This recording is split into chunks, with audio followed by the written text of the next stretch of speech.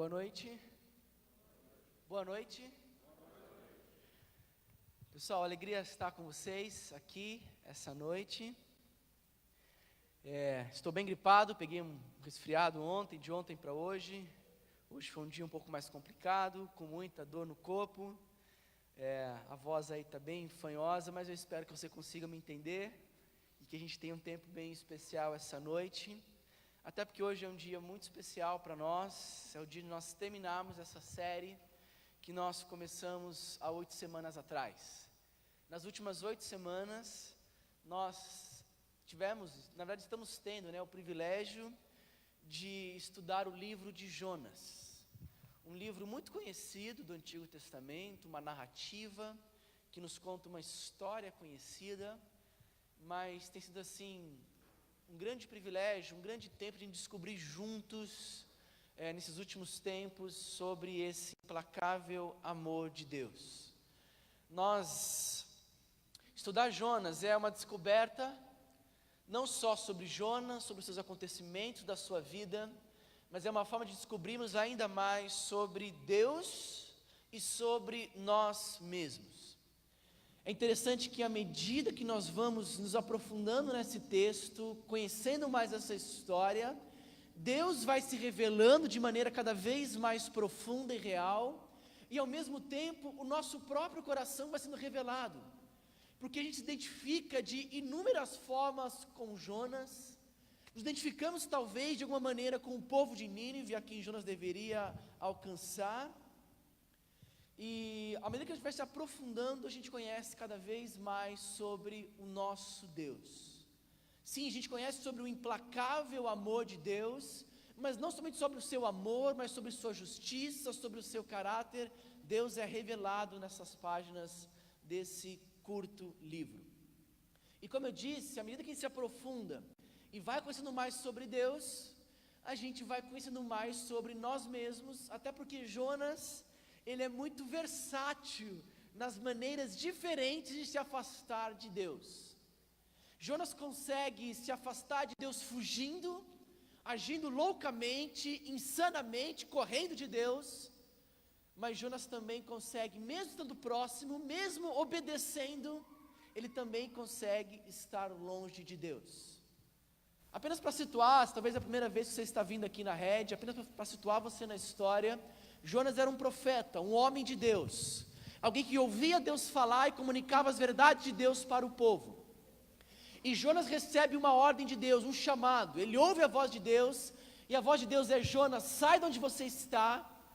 Jonas era um israelita, morava no norte de Israel, estava no conforto da sua casa, e Deus lança o desafio: sai de onde você está, vai até o povo de Nínive, os assírios, os inimigos do seu próprio povo. Lembre-se bem, os assírios eram inimigos do povo de Jonas, e Deus fala: prega contra aquele povo, porque a maldade deles subiu na minha presença. Vai lá, prega contra aquele povo, exorta aquele povo, aponta o erro daquele povo, porque a maldade deles chegou até mim. Era um povo cruel, de fato era um povo cruel, de grandes atrocidades.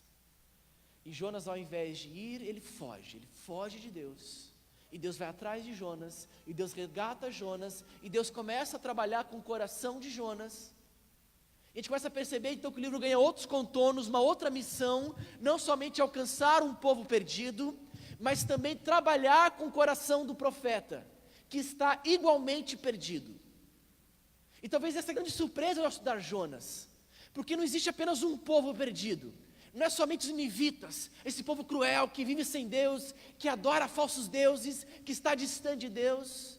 Sim, de fato eles estão perdidos. Mas Jonas, ele se mostra um religioso perdido, porque ele está tão distante de Deus quanto o povo que ele deveria alcançar. Então, Jonas mostra esse coração orgulhoso, longe de Deus, e ele revela durante todo o livro que ele também precisa ser objeto desse implacável amor de Deus. Jonas vai mostrando ao longo da sua história que ele precisa tanto da graça de Deus, do perdão de Deus, da paciência de Deus, quanto os ninivitas. E ao longo desse livro, como eu já disse aqui, a gente vai descobrindo sobre Deus, sobre o seu implacável amor, demonstrado das mais diversas maneiras, Porque ele disciplina Jonas, ele salva os ninivitas, ele convence Nínive do seu pecado, ele pacientemente lida com Jonas e a sua rebeldia. Deus se revela nesse livro de uma maneira muito especial, e ele mostra que ele vai atrás sim de todos. Seja você um irreligioso perdido, alguém que vive sem Deus, alguém que vive loucamente, alguém que vive segundo os seus próprios prazeres, segundo a sua ética, segundo os seus próprios princípios, que você estabeleceu para a sua própria vida, Deus vai atrás de você. E Deus também vai atrás daqueles que vivem de maneira muito correta, muito religiosa, daqueles que externamente são perfeitos externamente, mas que revelam um coração orgulhoso e também distante de Deus. Então Deus vai atrás desses dois grupos ao longo desse livro. E o livro termina de maneira muito interessante, porque Deus fala, Deus conversa com Jonas, como eu disse na semana passada, lembra? Era para terminar no capítulo 3, porque Jonas vai, ele prega, o povo aceita a mensagem, o povo se arrepende, Deus perdoa os ninivitas, mas não acaba ali. O capítulo 4 é um interessante diálogo entre um profeta pirrento, querendo morrer, chateado porque Deus perdoou os seus inimigos, e Deus conversando e pacientemente argumentando com Jonas. A dureza do coração de Jonas no capítulo 4, o seu próprio orgulho o impedia de enxergar e celebrar a graça de Deus. Hoje é dia de encerrar a série. Hoje é dia de terminar, e eu quero terminar olhando mais uma vez para toda a história desse livro. Vamos olhar para algumas passagens nesses capítulos, e eu quero tratar com vocês dois aspectos muito importantes. O primeiro, eu quero olhar com vocês hoje à noite, como que esse livro, o livro de Jonas, ele é rico para nos ensinar sobre questões atuais.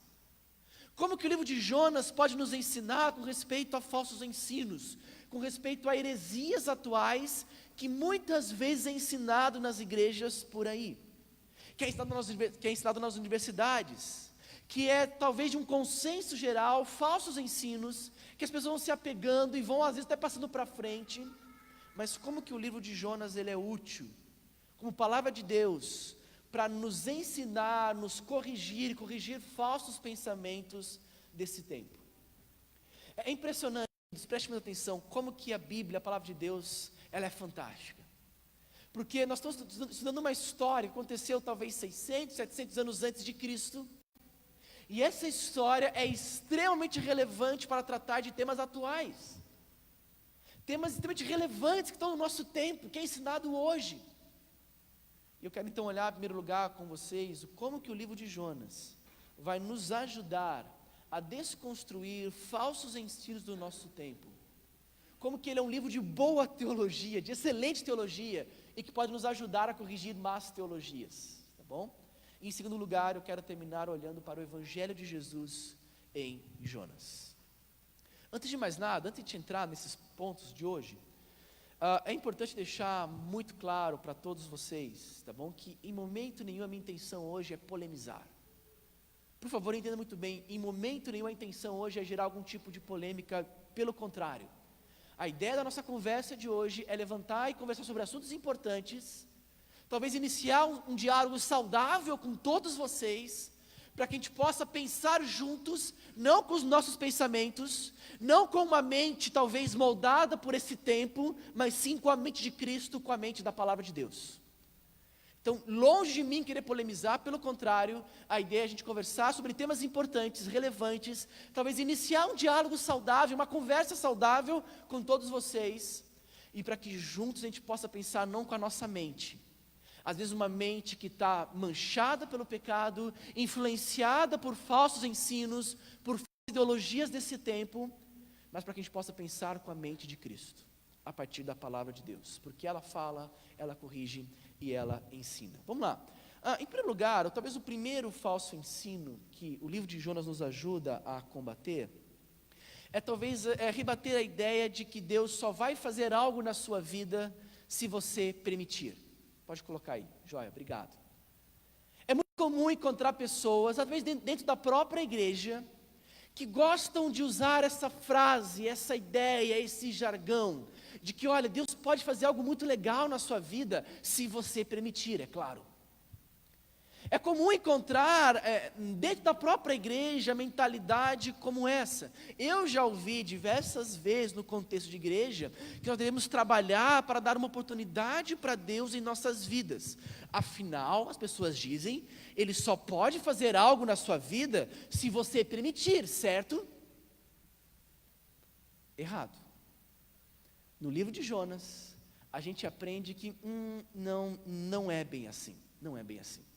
É interessante, as pessoas gostam de diversas palavras, por exemplo, a palavra livre-arbítrio, por exemplo.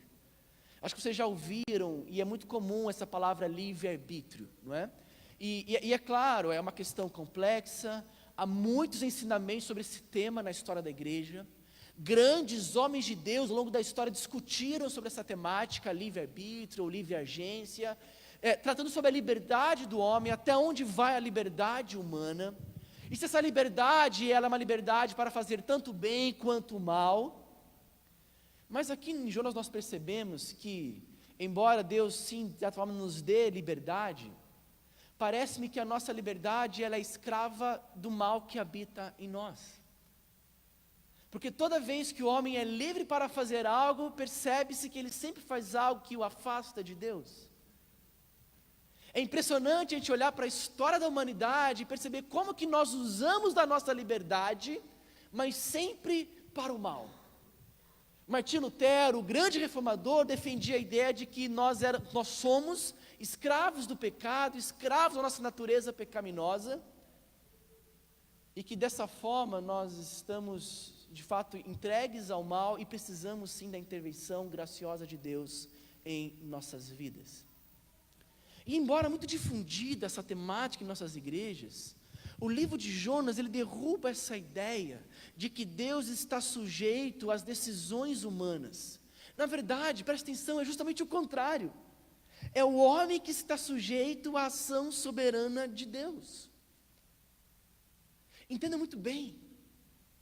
Nós cantamos aqui hoje, uma música nova que nós ensinamos, vamos até cantar no final de novo, Soberano Deus.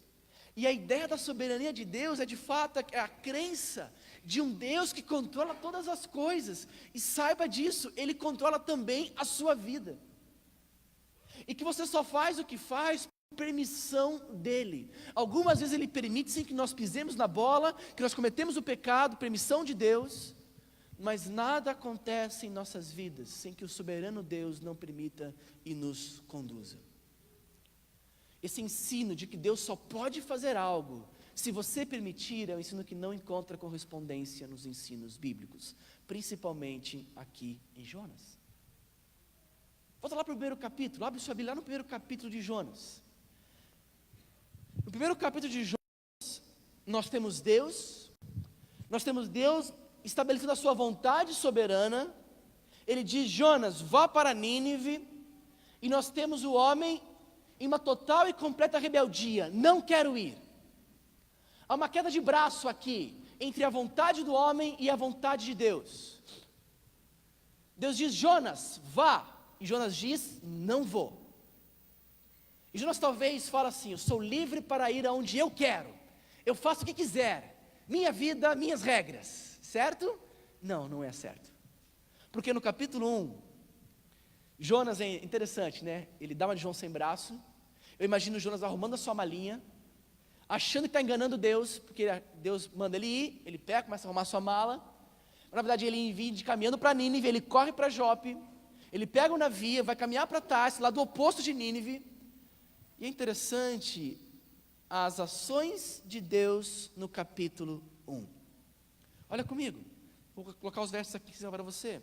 Olha o verso 4, por exemplo.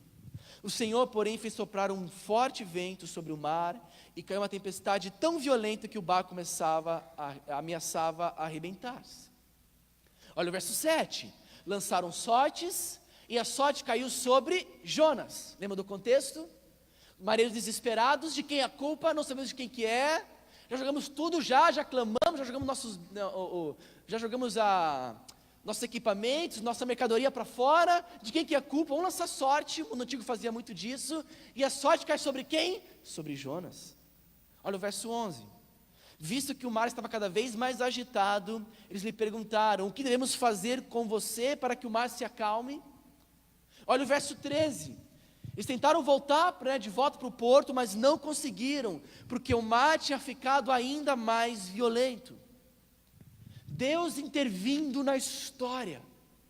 Deus intervindo na vontade de Jonas.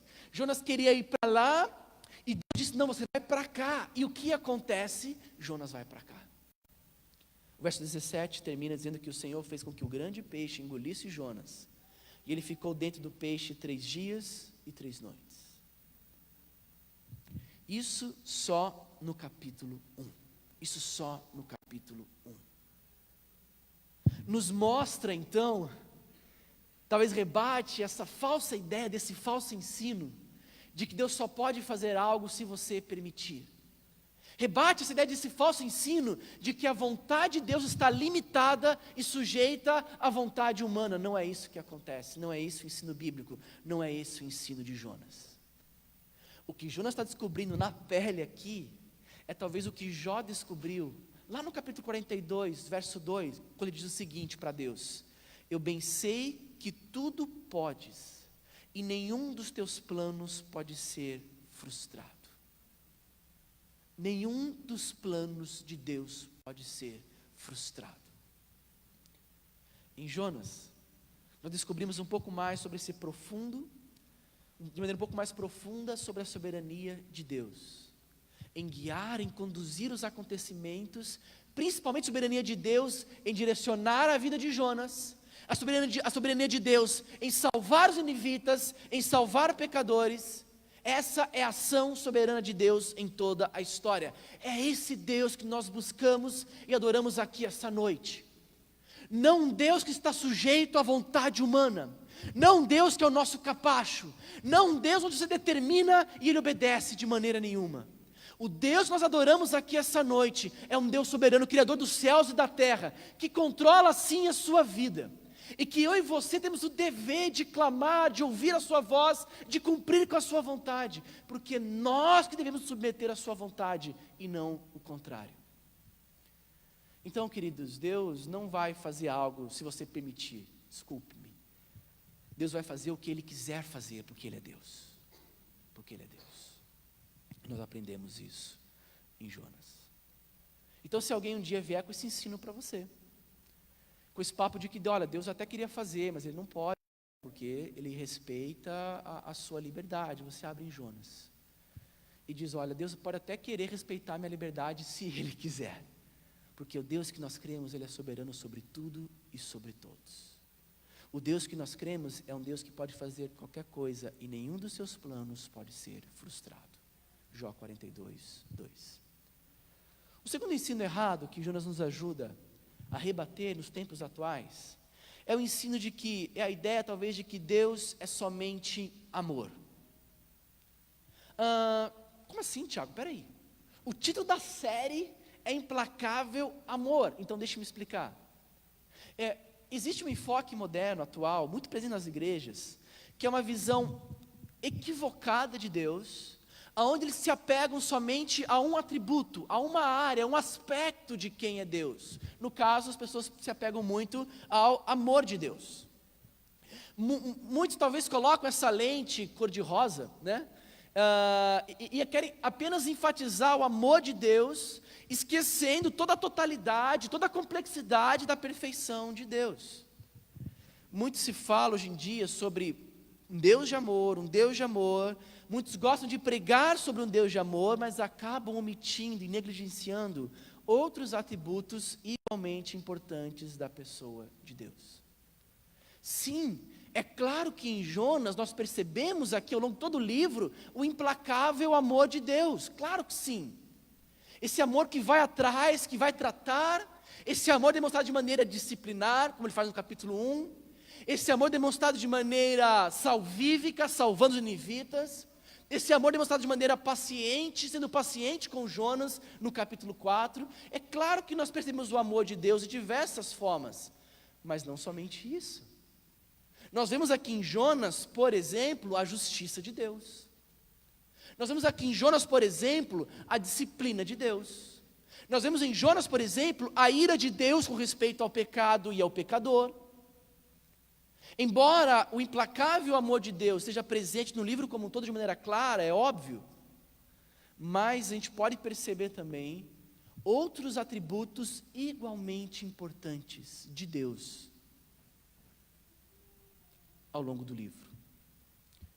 Na verdade, o próprio verso 2 do capítulo 1, não sei se eu coloquei o texto, acho que eu coloquei, o verso 2 do capítulo 1, quando Deus diz, vai depressa à cidade de Nínive e pregue contra ela, porque a sua maldade subiu até a minha presença. Só nesse verso, nós percebemos a ira de Deus com respeito ao pecado e ao pecador. Só nessa passagem nós percebemos sobre a santidade de Deus. Deus é santo. A maldade do homem feriu a perfeita santidade de Deus. Então, muito cuidado quando a gente apenas se apega a um lado, a uma característica de Deus, mas não a complexidade de Deus como um todo. Na verdade, falar sobre o Evangelho, por exemplo, falar sobre o amor de Deus, a gente precisa falar sobre outros atributos igualmente importantes. Você, para perceber realmente que você foi alvo do amor de Deus, é essencial você perceber antes que você era alvo da ira de Deus. Porque você só vai valorizar, se apegar e ser grato a Deus, porque Ele te salvou, quando você compreender que você precisava ser salvo. Porque se você apenas foca somente no amor de Deus, as pessoas vão sair daqui achando que elas são merecedoras desse amor. Mas quando você prega o Evangelho de maneira completa, e fala sobre justiça, e fala sobre ira, e fala sobre santidade, e também fala sobre graça, sobre misericórdia e sobre amor, você prega a mensagem completa. E as pessoas conseguem compreender que Jesus as amou, mesmo elas sendo pecadoras. Que Jesus provou seu amor para com elas, quando ainda elas eram pecadoras, como Paulo diz lá em Romanos. Então, em Jonas também nós conseguimos argumentar contra esses falsos ensinos, como por exemplo, Deus é somente amor. É comum encontrar pessoas, queridos, que olham para diversas situações e dizem assim, eu não acredito que Deus possa fazer isso. Eu não acredito que como um Deus de amor pode fazer isto ou aquilo, pode permitir isto ou aquilo. E quando as pessoas dizem isso, elas querem enquadrar Deus na perspectiva que elas têm sobre Deus. Eu não acredito que Deus possa fazer isso. O que ela está dizendo com isso? Ela está pegando um aspecto que ela conhece sobre Deus e querendo enquadrar Deus nesse aspecto. Isso nunca dá certo. Então cuidado, queridos, cuidado quando pessoas enfocam somente no amor de Deus. É claro que Deus é amor. 1 João deixa isso muito claro. Mas Deus também é santidade. Deus também é justiça. Deus também é ira. Deus também é misericórdia. Deus também é graça. Deus é perfeito. Ele é 100% cada um desses todos os atributos. Em Jonas a gente aprende sobre isso. Também cuidado, por favor. Cuidado com igrejas que focam somente em justiça. Cuidado. É o outro lado da moeda. Igrejas que só focam na ira, num Deus raivoso, num Deus bravo com as pessoas, e que pregam punição o tempo todo. Cuidado. Nós temos que pregar a verdade do Evangelho sempre de maneira completa. Em terceiro lugar, e isso aqui é bem interessante, esse terceiro ponto é bem interessante. O livro de Jonas nos ajuda a rebater mais um falso ensino, que é a ideia de que todas as religiões nos levam até Deus, todas as religiões de alguma forma conduzem pessoas até Deus, e não podemos falar que a fé do outro é errada. Queridos, isso é muito importante, preste atenção nesse ponto. Nós vivemos tempos difíceis, tempos complicados, tempos onde não pode ser falado que o outro está errado, é verdade. A gente vive tempos do politicamente correto, onde em nome da tolerância, e uma palavra que está em alta, e repare bem, uma palavra que embora esteja em alta, ela está sendo completamente mal utilizada em nosso tempo, eu vou explicar o porquê, mas em nome de uma falsa tolerância religiosa, nós temos que aceitar e concordar com o outro em todos os seus aspectos. É interessante que as pessoas do nosso tempo, elas confundem tolerância com concordância. Preste atenção, há uma confusão entre tolerância e concordância. Porque a partir do momento que há uma discordância respeitosa, o nosso tempo, as pessoas do nosso tempo já taxam isso como intolerância. E o que é pregado, o que é nos ensinado, preste atenção, nos é ensinado que você não pode discordar do outro. Na verdade, é importante a gente perceber todas as expressões de fé e aquele discurso inclusivo. E quando você quer incluir todo mundo, desculpa, você não está incluindo ninguém. E em Jonas, a gente vai conseguir aprender a rebater falsos ensinos como esse. Porque no nosso tempo, queridos, em nome de um falso amor, em nome de uma falsa tolerância, eles acabam confundindo o chamado de Deus para cada um de nós, com respeito àqueles que não creem e àqueles que não vivem o Evangelho. Porque, mais uma vez, eu volto a atenção de vocês para o verso 2 do capítulo 1 e para o verso 2 do capítulo 3. Pode passar para mim aí, Cleide. Olha o verso 2 do capítulo 1. Vá depressa à grande cidade de Nínive e pregue contra ela, porque a sua maldade subiu até a minha presença. Olha a mesma ordem sendo repetida no verso 2 do capítulo 3. Vá à grande cidade de Nínive e pregue contra ela a mensagem que eu lhe darei. Queridos, preste atenção, está muito claro para todos nós aqui, para os leitores desse livro, que o problema de Nínive era a vida dos ninivitas, a conduta dos ninivitas, a maldade dos ninivitas, certo? E Jonas precisava fazer o quê? Ir até aquela cidade, denunciar o pecado daquela cidade, pregar contra aquela cidade. Essa era a ordem de Deus, falar as verdades de Deus para aquele povo. Jonas precisava ir até aquele lugar e falar o quê? Olha, vocês estão no caminho errado, vocês estão com as atitudes erradas, vocês estão com as crenças erradas. Entendam bem, os ninivitas criam sim os falsos deuses. Como todos os povos antigos da época, eles tinham sim todo o seu conjunto de crenças. Eles sim adoravam diversos falsos deuses, diversos ídolos. Jonas precisou ir até lá e falar o quê? Condenar aquele povo, condenar a atitude daquele povo. Jonas precisou ir até lá e falar da ira de Deus, e talvez da graça de Deus, ainda que a mensagem dele foi bem completa e bem simplista. Mas o ponto aqui é que discursos como esse não caem bem aos ouvidos modernos. Por isso, cuidado. Porque nos tempos modernos, se levantariam pessoas dizendo assim, vem cá, quem é Jonas para ir falar que eles estão errados?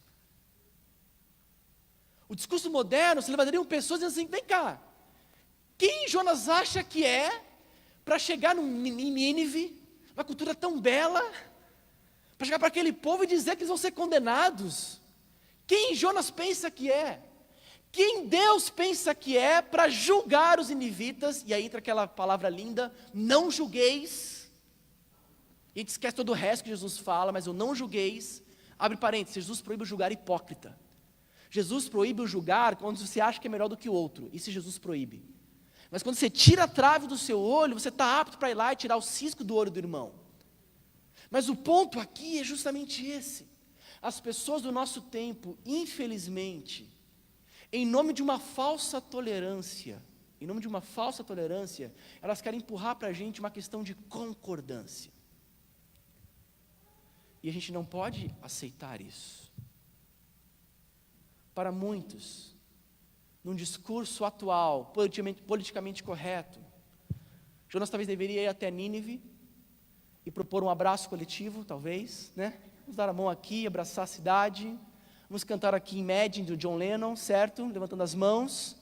Deveríamos fazer isso porque você não pode discordar da fé do outro, é que nos ensina hoje em dia. Muito cuidado. Porque esse discurso pode ser sim um discurso politicamente correto, mas esse é o discurso que está longe de ser a verdade de Cristo. Agora preste bem atenção, pessoal, preste muita atenção. Quando você fala a verdade sem amor, você acaba afastando as pessoas da verdade. Perfeito, concordo. Mas, quando você fala de amor, mas sem a verdade, você também acaba afastando as pessoas da verdade. E dá a elas a sensação de que elas estão no caminho certo. Nós precisamos, enquanto cristãos, aprender a falar a verdade com amor. Precisamos aprender a falar a verdade com amor. O pastor Paul Washer diz o seguinte, olha, o amor suporta tudo, mas não aceita tudo. Pois o que tudo aceita não é amor, mas é omissão. Vou repetir. O amor suporta tudo, mas não aceita tudo. Pois o que tudo aceita não é amor, mas é omissão. Jonas, ele foi para Nínive, e bem ou mal, pregando com o coração, sem o coração, ele pregou sem o coração, é verdade, mas bem ou mal, ele pelo menos falou a verdade. Bem ou mal, ele comunicou o que aquele povo precisava ouvir. Sim, aquele povo precisava ouvir que eles estavam no caminho errado. Sim, aquele povo precisava ouvir que só existe um caminho, somente uma verdade e somente uma vida, João 14:6. E são verdades inegociáveis para nós cristãos, e nós precisamos aprender a comunicar para o mundo essa verdade com amor, é óbvio, com respeito, claro, com sabedoria, com certeza. Mas entendam bem, tolerância implica em discordância. Tolerância implica em eu tolerar aquilo que eu não concordo. Tolerância não implica numa concordância, não implica em olhar para você e falar assim, não, tudo bem, são expressões importantes, e todos os caminhos levam até Deus. Desculpa, não é uma verdade bíblica. E nós, como povo de Deus, precisamos aprender de maneira sábia, com amor, com paciência, mas com firmeza, pregar as verdades de Deus. Pregar as verdades de Deus. Ainda que isso não seja tão bem visto assim para as pessoas do nosso tempo. Infelizmente, pessoal, hoje em dia, em nome da tolerância, a verdade de Deus está sendo suprimida. Em nome da tolerância, as pessoas estão deixando de ouvir a mensagem sobre Cristo. E isso não pode acontecer com a igreja. Recentemente eu vi um vídeo sobre um pastor. Eu não sei quantos de vocês acompanharam uma situação que teve, eu acho que foi ano passado, onde num terreiro de candomblé teve um incêndio, e constataram que foi um incêndio criminoso, né? Eu não tenho certeza se pegaram os culpados ou não, mas parece que foi um incêndio criminoso. E parece que teve uma igreja evangélica que levantou fundos para reconstruir esse terreiro. É uma questão polêmica, uma questão complicada, não cabe a gente discutir aqui, mas aconteceu isso. E teve um pastor que, na inauguração desse terreiro, ele foi lá, né, foi prestigiar lá o evento, e tiveram lá diversas religiões, a gente chama isso, né, de pluralismo, sincretismo religioso, diversas religiões ali presentes, né, numa celebração. E é interessante que esse pastor, ele foi assim, ele foi exaltado por uns e foi massacrado por outros, pela sua atitude. Tá? E eu acho que ambos estão errados. Tá bom? Eu acho que ele não deveria ser exaltado e também não deveria ser massacrado, porque falta amor também no massacre, na forma como se fala. Uma conversa para outro dia. Mas o ponto que me preocupou foi o discurso desse pastor. Foi um discurso de que, ora, não, porque nós somos todos irmãos. Percebe? Esse discurso de inclusivismo, esse discurso de que não, nós estamos todos no mesmo caminho.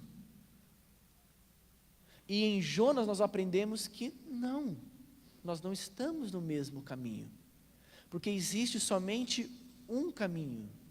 Existe somente uma verdade, uma vida. E nós precisamos aprender com amor, com sabedoria, entenda muito bem essas palavras, tá bom? Amor e sabedoria, aprender a comunicar essas verdades para o mundo que precisa dessas verdades. Entende? Devemos amar as pessoas? Óbvio que sim. Devemos tratá-las com respeito? Claro que sim. Independente da religião? É óbvio que sim. Tratá-la com respeito, com amor, trazê-la para perto, com certeza.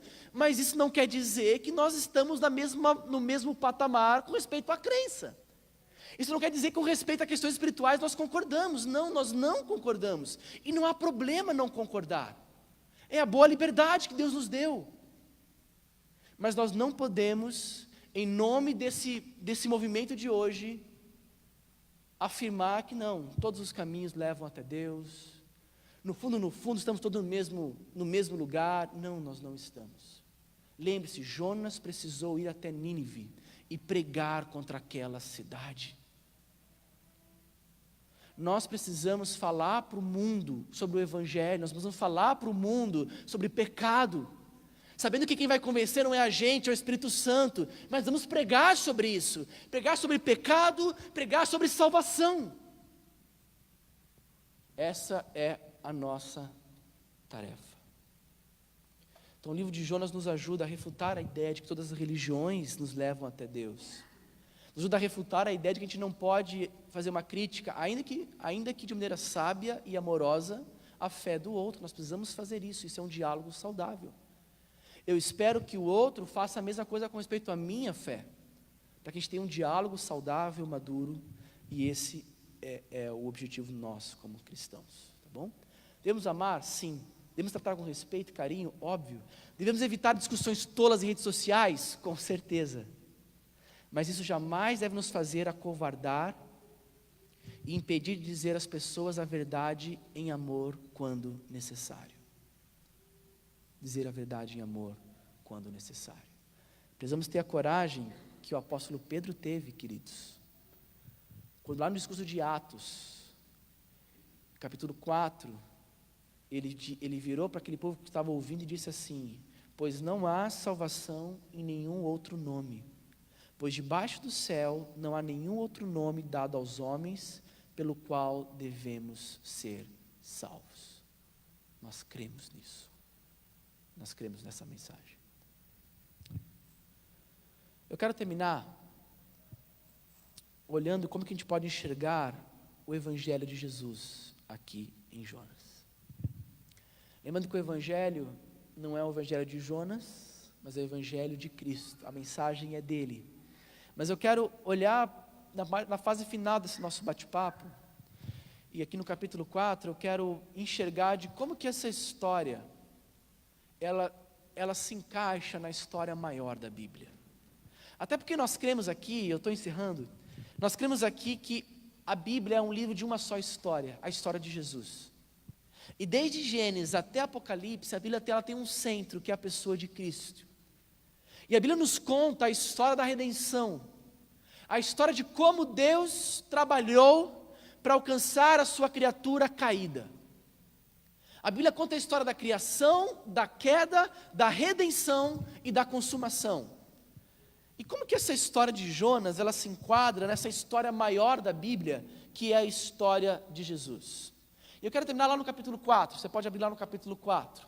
Porque no capítulo 4 a gente percebe um contraste entre Jonas e o próprio Deus. À medida que Jonas vai revelando o seu coração no capítulo 4, Deus também vai revelando quem ele é nesse mesmo capítulo. E eu quero olhar para esse último diálogo entre Jonas e Deus, lá no verso 10 e verso 11. Acho que pode passar aí, isso.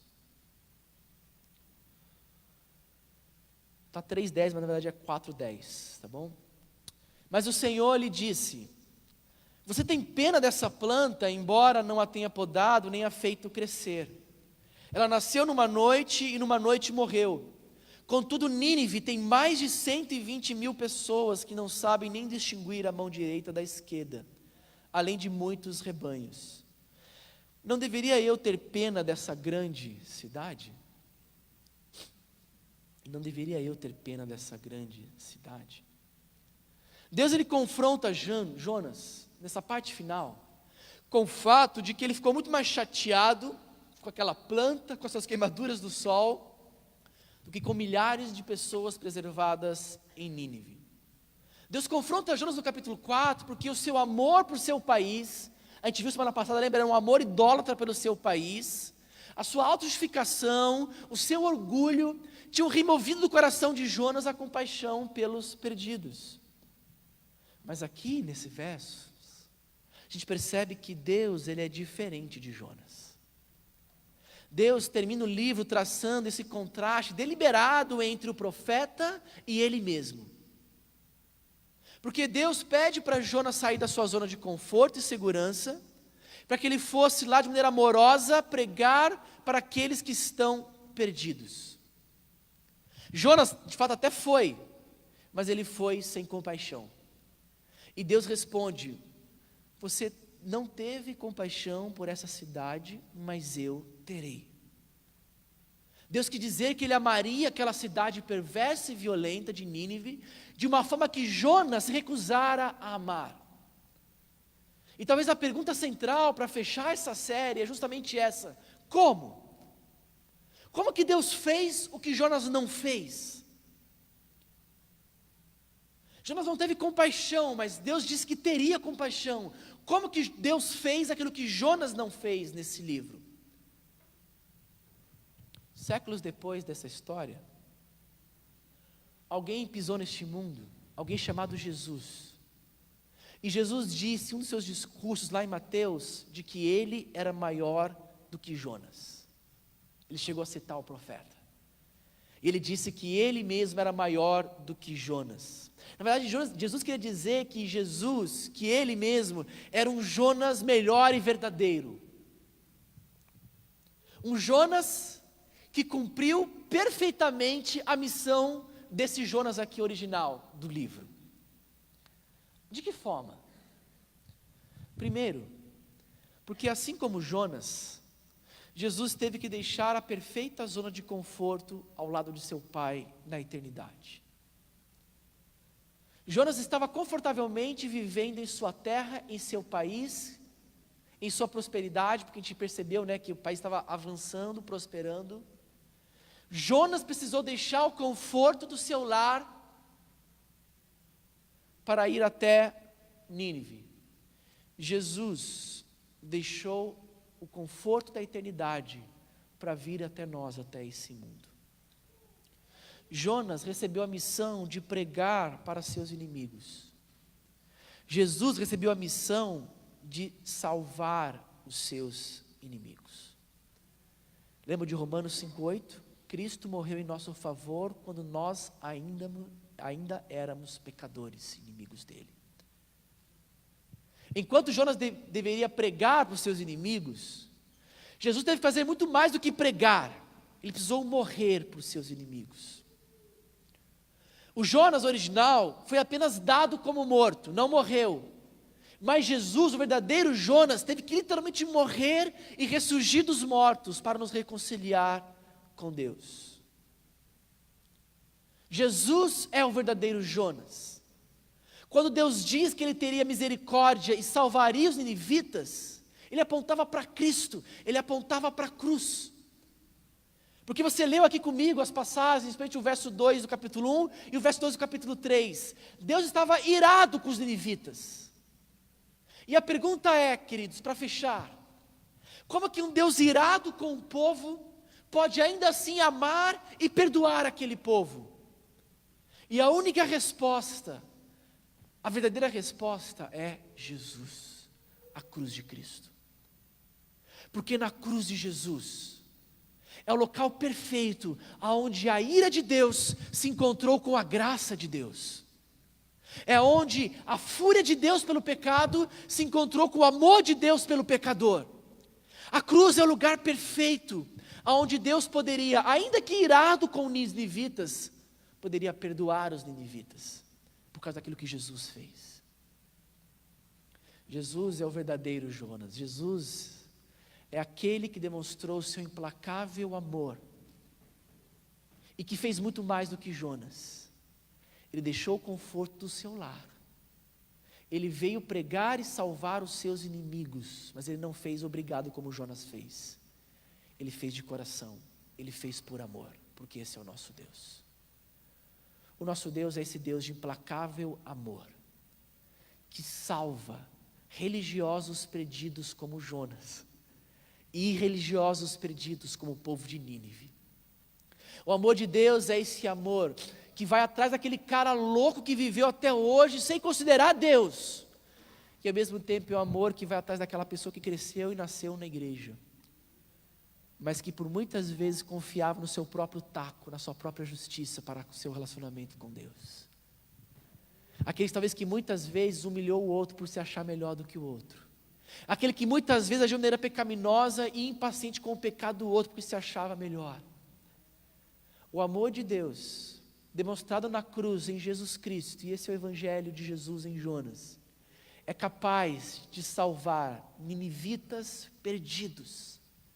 Gente que talvez está aqui hoje e vive a vida louca, entregue a drogas, a pornografia, a sexo, a escravidão do dinheiro, gente que vive vida louca sem Deus. Deus é capaz de te amar e te salvar por meio de Jesus Cristo. E ao mesmo tempo é o mesmo Deus que pode salvar os religiosos. Gente que, como irmão mais velho, se ira quando percebe que o outro está recebendo graça de pecadores. Abaixa a cabeça e fecha os teus olhos. Eu quero convidar você a ter um tempo de oração com o Senhor. Enquanto você fala com Deus, enquanto você reflete,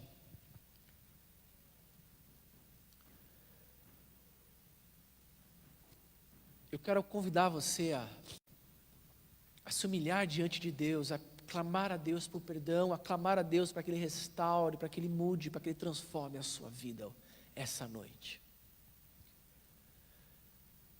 Não importa se você seja um irreligioso perdido ou um religioso perdido, peça para que Deus abra os teus olhos, peça para que o Espírito Santo de Deus, nesse momento, Ele possa apontar áreas da sua vida que Deus quer tratar, que Deus quer corrigir. Talvez você tenha sido adepto a algum desses falsos ensinos que nós tratamos aqui essa noite, que não tem correspondência com as Escrituras. Peça perdão a Deus, peça para que Ele abra os teus olhos e te ensine aquilo que é a verdade dEle. Peça para que o Espírito Santo te convença do seu pecado, para que Ele te convença do juízo que te aguarda se você não se reconciliar com Deus. Deus está lhe dando essa noite uma grande oportunidade de ao mesmo tempo fazer você entender o seu pecado, a sujeira do seu coração, fazer você entender que com esse pecado você merece apenas condenação da parte dEle, mas ao mesmo tempo esse gracioso Deus é o Deus que estende amor e perdão e graça para você essa noite. Ele oferece reconciliação em Cristo Jesus. A mensagem é: creia em Jesus, se arrependa dos seus pecados, confesse a Cristo como teu Salvador, humilhe-se debaixo da poderosa mão de Deus e Ele vai te salvar. Clame a Deus em arrependimento essa noite. Talvez você já é um cristão, talvez você é alguém que já foi transformado pela verdade do Evangelho, mas que, como Jonas, tem faltado no seu coração compaixão para com os perdidos. E a pergunta que Deus faz para Jonas é como uma flecha no coração de Jonas, mas ele sai, e essa flecha vem para o seu coração. Porque o nosso Deus é um Deus que tem misericórdia, que tem prazer em alcançar aqueles que estão distantes, e Ele quer usar você. E talvez você tenha negligenciado o evangelismo. Talvez você tenha negligenciado o amor pelos perdidos, e Deus quer tratar o seu coração essa noite por isso. Porque quando Deus pergunta para Jonas se ele deveria ter compaixão da cidade de Nínive, Jonas não responde. O desejo de Deus é que você responda essa pergunta. Sim, Deus vai ter compaixão dos perdidos, e Deus quer que você tenha compaixão pelos perdidos. Fale ao Senhor, ore a Deus. Nesse instante nós vamos ter o privilégio de participar da ceia do Senhor. E ainda em oração, eu quero convidar você a confessar os teus pecados. Eu quero convidar você a agradecer a Deus de maneira jubilosa, de maneira alegre, de maneira real, de maneira intensa, por esse implacável amor de Deus que te alcançou. Nós, nesse instante, vamos ter o privilégio de participar da mesa do Senhor. Se você é um discípulo de Jesus, se você é um cristão, alguém que compreendeu o Evangelho, eu quero que você entenda que essa noite você vai ter o privilégio de uma maneira visível, por meio desses elementos, experimentar esse implacável amor de Deus por você. Porque à medida que você sai do seu lugar e pegar esses elementos em suas mãos, você está fazendo isso não porque Deus viu algo legal em você, não porque você merecia estar aqui, não porque você merecia fazer parte da família de Deus, mas simplesmente porque Deus te amou, mesmo quando você era um pecador. E quando você compreende isso, a tua relação com Deus, ela funciona em outra esfera, em outro patamar. A tua relação com Deus não funciona mais na base da conquista, de você fazer algo para receber algo de Deus. Ela funciona na base da gratidão. Você faz porque você já recebeu. Quando você participa da mesa do Senhor, você não vai pegar os elementos porque você quer receber esse implacável amor de Deus. Você faz porque você já recebeu esse implacável amor de Deus. Quero nesse instante a convidar você que é um discípulo de Jesus, você que é um cristão, a participar alegremente da ceia do Senhor com a Igreja de Cristo. E você que talvez está nos visitando, ainda não faz parte de uma igreja cristã, eu quero convidar você a usar esse momento, a usar essa canção, essa bela música que nós vamos cantar, que fala sobre o amor de Deus. Eu quero convidar você hoje a se arrepender pelos seus pecados e a entregar a sua vida a Cristo. Nós vamos cantar sobre o amor de Deus, nós vamos cantar sobre a cruz de Jesus. Faça de coração, faça para a glória de Deus. Fique em pé, se coloque em pé todos vocês. Vamos utilizar o corredor aqui dos meios aqui, das laterais, para que você venha à frente ou lá no fundo, que estiver mais próximo a você, e você retorna pelo corredor do fundo até o seu lugar e aguarde para que no final a gente possa participar juntos da ceia do Senhor.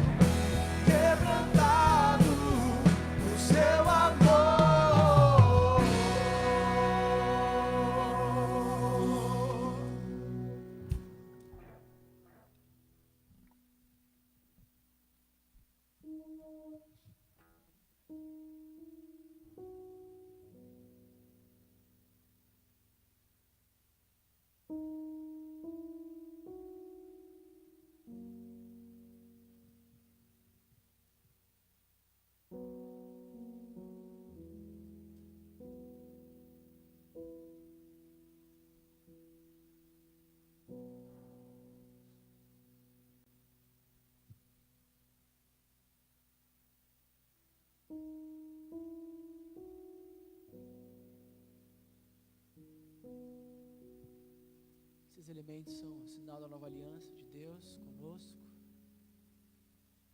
Eles representam o sacrifício de Jesus, nos lembram daquilo que Jesus fez por nós. Esses elementos em nossas mãos, eles são a lembrança visível de que nós fomos alvos desse implacável amor de Deus. É a lembrança de que Deus enviou um perfeito Jonas para nos salvar, nos resgatar, mesmo quando nós éramos inimigos de Deus. Que essa lembrança do Evangelho em seu coração possa aquecer a tua mente, teu coração, possa te trazer uma espiritualidade real, viva com o Senhor. E talvez por algum motivo você está aqui nessa noite nos visitando e não está participando desse momento. Converse com o Senhor. Se arrependa dos seus pecados, entregue a sua vida a Jesus Cristo. Peça para que Ele salve você, peça para que Ele transforme a sua vida. E eu tenho certeza que em pouco tempo vamos ter a alegria de ter você participando com a gente da ceia do Senhor. Talvez você, por algum motivo, que é um irmão em Cristo, está caminhando com o Senhor, mas não está participando hoje da ceia do Senhor com a igreja de Cristo. Fale com o Senhor, se arrependa dos seus pecados, peça ajuda a alguém se tiver alguma dificuldade. Mas não deixe de participar, não deixe de estar com a igreja de Jesus nesse tempo tão especial. Vamos orar. Senhor, nós te agradecemos pela tua graça, pelo teu amor. Te agradecemos, Deus, porque o Senhor não lidou com o nosso pecado da forma como nós merecíamos. Pelo contrário, o Senhor nos perdoou. O Senhor em Cristo Jesus, Deus, satisfez a tua ira de uma maneira perfeita, Deus, por meio do sangue de Jesus. Obrigado, Deus, porque esse implacável amor do Senhor nos alcançou um dia. Obrigado, Deus, por Jesus, o verdadeiro Jonas, alguém melhor e verdadeiro, alguém que fez a obra completa, alguém que deixou, Deus, o conforto da eternidade para viver entre seus inimigos, alguém que não somente pregou, mas morreu pelos seus inimigos e fez por compaixão e fez por amor. Obrigado, Senhor. Abre os nossos olhos para compreender cada vez mais e mais, Deus, o Evangelho de Cristo Jesus. E para que essas verdades transformem a nossa existência. Para que o Evangelho de Jesus, Deus, e o pregar o Evangelho para nós mesmos todos os dias, possa mudar completamente, Deus, a forma como nós lidamos com todas as coisas ao nosso redor. Deus, por favor, Deus, continua a salvar pessoas aqui em nosso meio. Deus, continua a salvar os nossos amigos. Para que pessoas que vierem aqui para a rede, Deus, possam ouvir o Evangelho de Jesus e para que teu Santo Espírito use a pregação do Evangelho para convencê-los do seu pecado, do seu juízo, e para que esse lugar seja um lugar de arrependimento, de mudança, de cura, de libertação, de transformação por meio do Evangelho de Jesus. Esse é o nosso desejo, Senhor, essa é a nossa oração. Continua, Senhor, por favor, pelo amor do seu nome, salvar nossos amigos, nossos parentes, para a honra e glória do Senhor.